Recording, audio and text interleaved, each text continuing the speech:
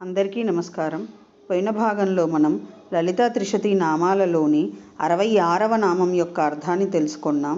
ఈ భాగంలో మనం లలితా త్రిశతి నామాలలోని 67వ నామం యొక్క అర్థాన్ని తెలుసుకుందాం. అస్మద్గురు దివ్యచరణారవిందాభ్యాం నమో నమః. అశేషజనమోహినీం అరుణమాల్యభూషాంబరాం జపాకుసుమభాసురాం జపవిధౌ స్మరేదంబికాం. శివాయ గురవే నమః. శ్రీగురు పదాంబుజములకు సభక్తికమైన ప్రణామాంజలి సమర్పణతో లలితా త్రిశతి నామ సంఖ్య 7. లలంతికా లసత్ఫలా ఏయ్ నమః.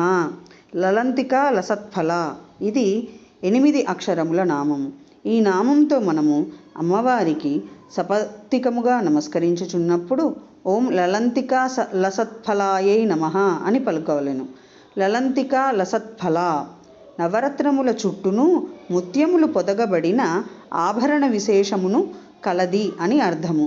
నవరత్నముల చుట్టూ ముత్యములు పొదగబడిన ఆభరణ విశేషమును లలంతిక అందురు. ఆ ఆభరణమును స్త్రీలు లలాట మధ్య భాగమందు అలంకరించుకొందురు. ఇది లలాట పట్టాదులకు ఉపలక్షణము.